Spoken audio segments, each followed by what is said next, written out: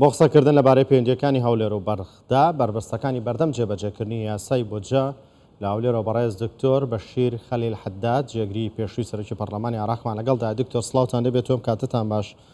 پێم خۆشە سەرەتا لە بابەتیم ڕاپۆرتەوە دەست پێ بکەم. پێتان وایە تەنها ئەرکی حکوومەتی عێراق و هەرێمی کوردستان نییە کە بابەتی یاسای بودجە و هەروەها موچەتە و تێ بکەن نەکەوەی لایەنی سیاسی یان کەسی تەداخڵیان پرسە بکەن؟ بەناوی خۆی گەورە مێرەبان، سوپاس بۆ زەناتان، سڵاو بۆ بینەرانی کەناڵی 24. ئەم بابەتە وەکو ئاماژەتان پێدا لە راپۆرتەکەدا بابەتێکی دەستوریە، بابەتێکی یاساییە و ئەم بابەتانە پێویستە بە شێوەیەکی فەرمی لە نێوان دوو حکوومەتدا تاوتۆ بکرێ و ڕێکەوتنەکان بکرێ و جێبەجێکردنیش بە ئالێتێک دەبێت کە هەردوو حکوومەت دای دەڕێژن. بۆیە تەداخڵکردنی لایەنەکان لە چارەسەرکردنی کێشەکان بە تەنها هەر لایەنێک بە تەنها لەگەڵ حکوومەت دابنیشێ و هەر حزبێک لەگەڵ حزبێکی عێراقی دیسان دابنیشێ و ڕێکەوتن بکە، ئەمە پێم وابێ قزمەت بە چارەسەرکردنی کێشەکان ناکە، بەڵکو کێشەکان قوڵتر دەکاتەوە. بۆیە و باشترە و ئەمە ڕێگەی ڕاستە کە مەجال بدرێ بە حکوومەت، بە تایبەتی کە ئەو لایەنانەی لە حکوومەتی هەرێمی کوردستاندا بەشدارن پێویستە شاندێک لە هەموو لایەنەکان پێک بێ. ئەم شاندە بۆی هەیە کە مفاوەزات و گفتوگۆ و دانیشتن لەگەڵ حکوومەتی فیدرالی بکە. ئەو کات حکوومەتی فیدرالیش دەستکراوەتر دەبێت، زیاتر دەتوانێت ئالیەتی ئاسانکاری زیاتر دابدێ بۆ جێبەجێکردنی بڕیارەکان یان ئەو ڕێکەوتنی کە لە نێوانیاندا کراوە. بەڵام تەداخڵکردن یان پەیوەندیکردنی هەر لایەنێک بە تەنها لەگەڵ حکوومەت، ئەمە لە ڕابردووش بینی ومانە پەیوەندی حزبی تاکلایەنانە لەگەڵ لایەنەکان ئەمە کێشەکە قوڵتر دەکاتەوە، بەڵکو پێویستە هەمومان بە دەستە جەمعی بە حکوومەتی هەرێمی کوردستان بە نوێنەری گەلی کوردستان بزانرێ و مەجال بدرێ کە ئەو مفاوەزاتەکان تەواو بکە. لێرەوە من دەمەوێت ئەوە بڵێم، یعنی بەداخەوە ئەم جارە دیسان و دیارە کە حکوومەتەکەی بەڕێز سوودانیش تووشی هەمان شێشە و هەمان جێژاوە دەبێتەوە کە حکوومەتەکانی پێشووتر لە عێراقدا تووشی بوون. ئەویش ئەوەیە کە کەمتر لە ساڵێک لە تەمەنی لە ڕابردوو تەمەنی ئەم حکوومەتەداوە دیارەکە کێشە و بربەستی لە بۆ دروست دەکرێت. لە عێراقدا لە 2005 تاکو ئێستاش ئەو حکوومەتانەی کە دروست بوون هەموو حکوومەتەکان ئیلا پاش ماوەیەک لە ڕاگەیاندن و لە تەشکیلکردنیان ئیلا تووشی کێشە بوونەتەوە و بربەستیان لە پێشدانراوە، یان بە شێوازی خۆپیشاندان یان بە شێوازی توندوتیژی یان بە شێوازی ئەوەی کە هەندێک کێشە لێرە و لەوەی بۆ دروستکەن. ئەمڕۆژ ئەم کێشانەی کە دەیانەوێت لە پێش حکوومەتەکەی بەڕێز سوودانی دروستی بکەن، یەک لەو کێشانەی کە زۆر ئاسانە دروست بکرێ ئەویش ئەو پەیوەندیەیە کە لە نێوان هەرێمی کوردستان و نێوان حکوومەتی فیدراڵدا هەیە. لەبەر ئەوەی زمینەیەکی لەبار لە هەرێمی کوردستاندا هەیە بۆ ئەوەی ئەم کێشەیە دروست بکرێ لەگەڵ حکوومەتی فیدراڵیدا، زمینەکەش ئەوەیە کە یەک ڕیزیەک نابینرێت لە نێوان لایەنە سیاسیەکان، ناکۆچێکی سیاسی لە نێوان بەتایبەتی لە ناوان یەکێتی و پارتی. ئەم ناکۆچیە سیاسیە و ئەم لێکترازانە وا دەکا کە ئەمە زمینەیەک بێ بەغدا یان هەندێک لایەنی سیاسی لە بەغدا ئەمە بە فرسەت بزانی بۆ ئەوەی هەم لە هەرێمی کوردستان بدا و هەم ئەزموونی هەرێمی کوردستان بچوو کاتەوە و هەم کێشەش لە بەردەم حکوومەتەکەی سوودانی دروست بکە لە پێناو بەرژەوەندی تایبەتەکانی خۆیان. دکتۆر پێتان وانییە ئێستا و کێشە و گرفتانی دێنە بەردەم محەممەد شیع سوودانی بەشی هەرینێ زۆرنەی کێشە و گرفت و ئاسەنگەکان هەر لەلایەن هەندێک لەلایەنەکانی نێو چوارچێوی هەمانگوێ بۆ سەرۆکوەزیران دروست دەکرێت؟ بێگومان هەروە پێشترش هەروە بووە، یعنی ئەو لایەنانەی کەەوە بەشدار بوون لە پێکردنانی حکوومەت ئەمانی دیسان بەشێکیان کێشە دروست دەکەن. لەبەر ئەوەی هەندێک لەو لایەنانە لە کاتی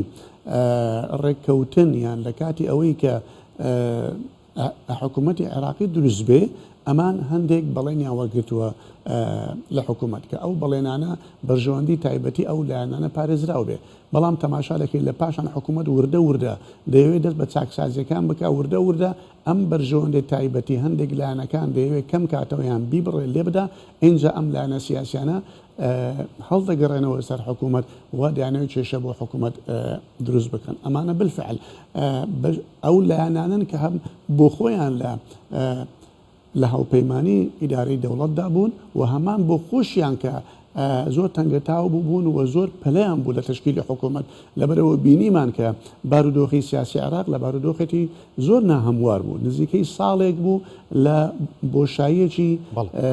یاسایی و ئیداریدا دەژیا و حکوومەت نەبوو بۆیە هەموو لایەنەکان بە هەموو مەرجەکان ڕازی بوون تەنها بۆ ئەوەی کە ئەم حکوومەتە دروست بێ و عێراق لەم چەق بەستوویە سیاسیە دەربێنن بەڵام کە حکوومەتەکە لەدایک بوو تەماشا دەکەین ئەمڕۆ ئەم کێشانێ بۆ دروست دەکەن ئەم کێشانە بەشێکیان ناوخۆیین بەڵام لە بیرمان نەچێ بەشێکی کەش دەرەوەیین یعنی دەرەوەی عێراقیش هەم لە وڵاتانی زلهێز هەم لە وڵاتانی دەوروبەر بەعزێکیان ئەم فشارە دەخەنە سەر حکوومەتەکەی سوودانی بۆ ئەوەی ئەمانیش بەرژەوەندی خۆیان لە عێراق پارێزراو بێ بەڵێ دکتۆر ئێستا شتێک ماوە هەرێمی کوردستان پابندی نەبێت لە بەرامبەر حکوومەتی عراقا کاوا ئێستا حکوومەتی عراق پابندی جێبەجێکردنی یاسای بودجە نابێت یاخودەوەی هەندێک لایەن لە نێو عراقا دەیانێت پێگە و جونگە سەرەکیەکانی حکوومەتی هەرێمی کوردستان لاوازکەن و بیخەنە ژێردەستی خۆیان من دڵنیام لەوە کە بەڕێز سوودانی بۆ خۆی وەکو خۆی ئەو کەسە نییە کە بیاوێ کێشەکان قوڵ بکاتەوە یان بیاوێ فێڵ لە هەرێمی کوردستان بکوە لە ڕێکەوتنەکانی خۆی پاشگەز بێتەوە نەخێر ئەمە ئەو کەسە نییە من لە نزیکەوە دەیناسم بەڵام ئەو لایەنانەی کە زاڵن یان کۆنتترۆلی حکوومەتەکەیان کردووە ئەو لایەنانەی کە دەستڕۆیشتون لەسەر حکوومەتدا ئەمانن ئەم کێشانە دروست دەکەن چونکە دەبێت حقیقەتێک هەیە بزانین هەمومان ئەو حقیقەتەش ئەوەیە بڕیاری سیاسی لە بەغدادا لە 120 لای حکوومەتە زۆرینەی هەرە زۆری لەدەست حکوومەت نییە لەدەست ئەو لایەنانەیە کە حکوومەتەکان پێکەناوە یان هەژمونیان بەسەر حکوومەتەوە هەیە لەبەر ئەوە یعنی حکوومەت زۆر جار ئیحراج دەبێت ناتوانێت بڕیارەکانی خۆی جێبەجێ بکە ناتوانێت ئەو ڕێکەوتانەی کەوا کردوویەتی لەگەڵ هەرێمی کوردستان جێبەجێ بکە ئێستا ئەمڕۆ وەکو بینیمان و گوێمان لێبوو و حکوومەتی هەرێمی کوردستان بە فەرمی ڕایگەیاندووە کە ئەو ئیلتزاماتانەی ئەو پابندیانەی کە لەسەر حکوومەت هەرێمی کوردستان هەیە بەپێی دەستور بەپێی یاسای قانونی ئیدارەی دەوڵە بەپێی یاسای بودجە ئەو ئیلتزاماتانە ئەو پابندیانە هەموو جێبەجێ کراوە باشە کە جێبەجێ کرابێ ئێستا بیانی حکوومەتی بەغداد چییە بۆ ئەم دەستیکردنەوە بۆ ئەم دواخستنی بەشی بودجە هەرێمی کوردستان و پێویستە بزانی بەشی هەرێمی کوردستان لە بودجەدا تەنها موچە نییە موچەیە تەنمیە ئەقالیمە و بودجە ئیستثماریە بودجەی تەشغیلیە و پترۆدۆلارە زۆر شتی دیکەشە لە هەموو ئەمانە بەشێکیان بودجەی تەشغیلیە بەشێکی بودجەی تەشغیلیش موچەیە باشە تۆ هەموو ئەوانە ڕادەگری لە پێناو ئەوە کە ئەمە تەصفیە حسابات نەکراوە یان ئەمە دانیشتن نەکراوە گفتوگۆکان تەواو نەبووە حکوومەتی فیدرال دەتوانێت بەشێکی ئەم پشتێریمی کوردستانە کە موچەکان لە کاتی خۆیدا بنێری اینجا ئەوانی کە دەبێتەوە ئەوانەگە دواش بکەون کێشە نییە مەسەی تەنمی ئەقالی مەسەی پترۆدۆلارە مەسەلەی بودجە ئیستثماریە ئەمانەگە دواش بکەوێ ماوەیەک ئەمە کێشێک دروست ناکە بەڵام دواکەوتنی موچە کێشەیەکی کۆمەڵایەتی کێشەیەکی یاسایی کێشەیەکی بارودۆخێکی قراب دەکونجێت دەخڵقێنێ دکتۆر پێویستە ئەمڕۆ بەڵێ بۆ برە ئەگەر بە کورتی وەڵام بیتەوە کاتم زۆر کەم سوپاس دەکەم لە ماوەکانی ڕابردووە ساڵانی ڕابردوو زۆریان وت با ئێمە بچینەوە سەر حکوومەتی عراق با موچەمان لە حکوومەتی عراقەوە بۆ بێتر کێشەمان نامێنێ پارەمان بەسەرا بارێ بەڵام ئێستا کاتێک پرسەکە کەوتۆتەوە سەر حکوومەتی عراق هەموو ئەوانەی وانەوت بێدەنگن کەس ناڵێ بە حکوومەتی عراق کوا بودجە لە کاتێکدا پرسی دابینکردنی موچە و داواکردنی موچە لە بەغداکی بەغا نیەدا موچە بدات ئەبێ بودجە بدات لەو بودجەی حکوومەتی هەرێمی کوردستان موچە بدات داخل چێشەکە ئەوەیە ینی زۆر جار ئێمە گلەیمان لەوە دەکرد کە هەندێک لایەن و هەندێک کەس زۆر بە کورتبینی تەماشای بابەتەکەەکەن و هەموو کێشە هەرمی کوردستانیان لەگەڵ بەغدا قەتیس کردبوو لە مەسەرەی بودجە کاکە وانە ئێمە چەندین جار هاوارمان کرد ئەگەر ئەو نەوتە ڕادستی بەغدا بکرێ بە تەواوەتی لە پاشان ئێمە هیچمان بەدەستەوە نامینێ و هەمووش دەکەوێتە دەست بەغدا ئەمە وای لێ هات لە پاشان کاکە موچە ئەگەر لەسەر بەغدا بێ فەرمو ئەوە حاڵەکەی وا دەبێ و بەغدا یەک لە دوای یەک ئیدی ئەو مەلەفانی خۆی بەکاردێنی وردە و دەشتەکان لە بەردەست یاریمی کوردستان دەردێنی بمافیدارەکە مەسەری سیاد و مەسەری خاک و مەسەری ئەم قواری هەرمی کوردستانیش لەدەست دەچێت بۆیە ئەمانە هەمووی ئێمە گوتو بوومان و ئەمە ئاماژەمان پێدا بوو بەغدا ئەوە نییە کە بتوانێت کێشەی ئێمە چارەسەر بکە بەغدا کێشەکانی خۆی پێ چارەسەر ناکرێت بۆیە چوارچێوەیەک هەیە ئەم چارچێوەیە پێ دەگوترێت دەستور پێی دەگوترێت قانونی ئیدارەی مالی پێی دەگوترێت قانونی موازنە لە چوارچەوەی ئەم دەستور و یاسایانەدا پێویستە بەغدا موچەی کوردستان هەموو شایستایەکە دارایی و شایستە دەستوریەکانی خۆی بەرامبەر بە هەرێم جێبەجێ بکە من لێرە لە کۆتاییدا ئەوە دەڵێم پێویستە نوێنەرانی ئێمە لە بەغدا چ لە حکوومەت چ لە پەرلەمان نوێنەران بەڵا ئەمڕۆ ئەو هات دەستە و ئەژنۆ دانەنیشن و پێویستە زۆر بە ڕاشکاوانە بچنا و بنج و بناوانی مەسەلەکە و زۆر شەفافانە لەگەڵ حکوومەتی عێراق قسە بکەن فەرموو ئەگەر حکوومەتی هەرێمی کوردستان هەموو التزاماتی خۆی و هەموو پابەندەکانی خۆی تەواو کردو جێبەجێ کردووە بۆ تۆ پابەندی خۆت جێبەجێ ناکەی ئەمە پێویستە نوێنەرانمان لە بەغدا زۆر بە ئازایانە زۆر بە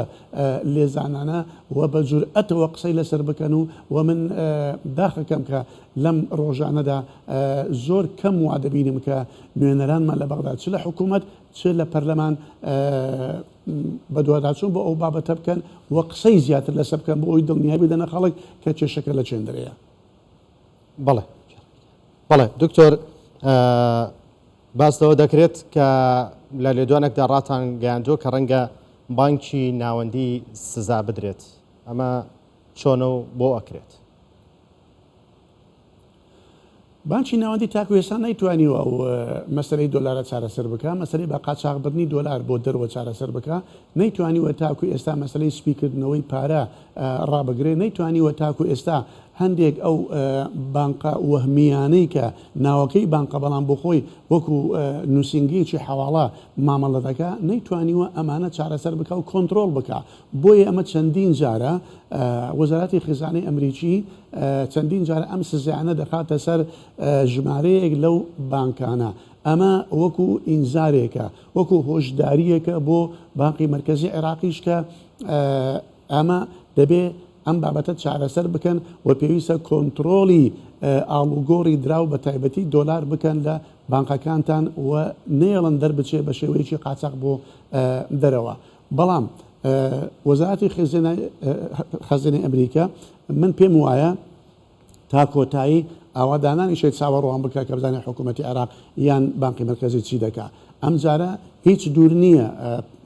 پاشماوەیەکی دیکە ژمارەیەکی دیکە لە بانقەکان سزا نەدرێن ئەگەر هەر چارەسەر نەکرێت ئەگەر هەر بانقی مرکزی نەیتوانی ئەم بابەتە چارەسەر بکە ئەم جارە بە شێوەیەک لە شێوەکان سزایەکە دەخاتە سەر بانقی مرکزی عێراق منەوە بۆ چوودی خۆمە یعنی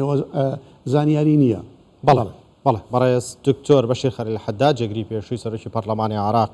لاولێرە لەگەڵماندا بووی زۆر سپاس بۆ کاتێ بێمەتاندا دکتۆر. سپاس بۆ جەناب شتە.